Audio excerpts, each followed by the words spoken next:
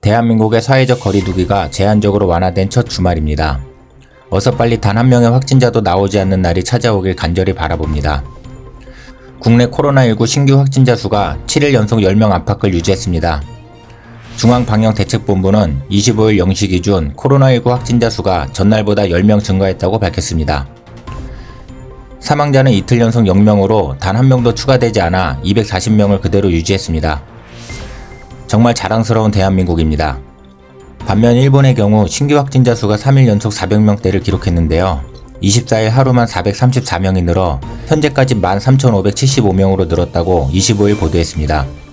사망자도 17명 늘어난 총 358명이 됐다고 전했습니다. 수치가 말해주듯 코로나19 사태 초기 한국의 빠른 진단 능력을 무분별한 검사는 의료 붕괴를 가져올 뿐이다. 일본은 안전하다라며 위풍당당하게 소극적인 대처로만 해오던 일본의 상황은 그다지 좋아 보이지 않습니다. 일본은 의료체계가 붕괴되고 시민의식 또한 무너져가는 모습을 보이는 반면 대한민국은 또 하나의 국격을 보여주려 준비하고 있어 큰 관심을 받고 있습니다.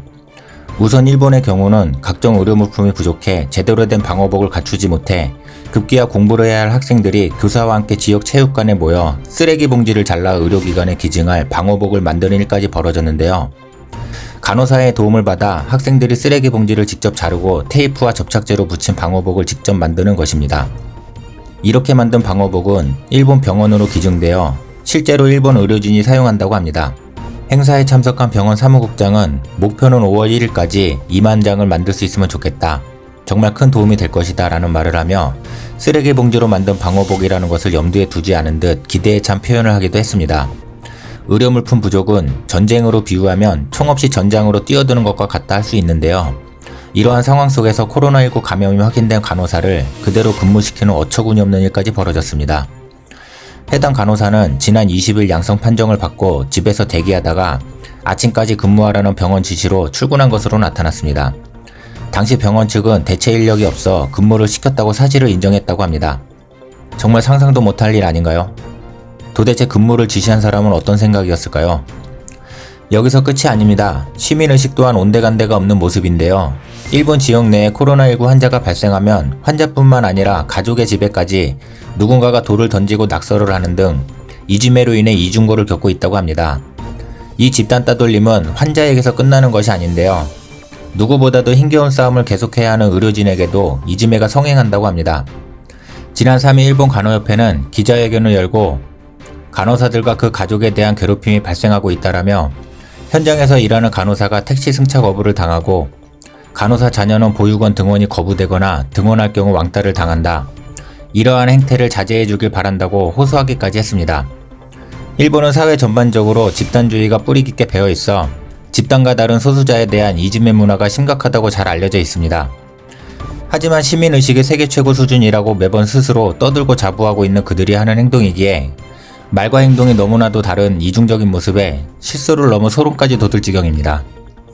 반면 우리나라의 경우는 코로나19 최전선에서 몸을 사리지 않고 고생하는 의료진과 관계자께 감사와 존경을 표하고 이를 잘 견뎌내고 동참하는 국민 모두가 서로를 응원하기 위해 덕분에 챌린지를 이어가고 있습니다. 덕분에 챌린지는 16일 중앙재난안전대책본부가 SNS에 공간을 만들고 제안한 국민 참여형 응원 캠페인인데요. 존경과 자부심을 뜻하는 엄지를 치켜는 손을 다른 손으로 받치는 수어 동작의 사진이나 영상을 SNS에 올리고 덕분에 캠페인, 덕분에 챌린지, 의료진 덕분에 등의 3개 해시태그를 붙이는 캠페인으로 전 관계인은 물론 연예인, 스포츠 스타, 일반 시민들까지 각계층의 참여로 이어지며 코로나19 극복을 위한 희망이 되고 있습니다.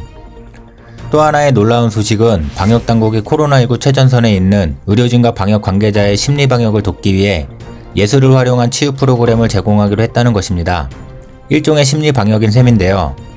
윤태호 중앙사고수습본부 방역총괄반장은 25일 정부 세종청사에서 열린 정례 브리핑에서 올 상반기 코로나19 의료진과 환자가 있는 현장을 방문해 찾아가는 공연을 실시할 계획이라고 밝혔습니다. 이어 예술단체나 프로그램 제공을 원하는 전담병원 또는 생활치료센터 현장을 연결해 클래식과 오페라, 대중음악 설치미술을 감상할 수 있는 프로그램을 제공하겠다고 덧붙였습니다.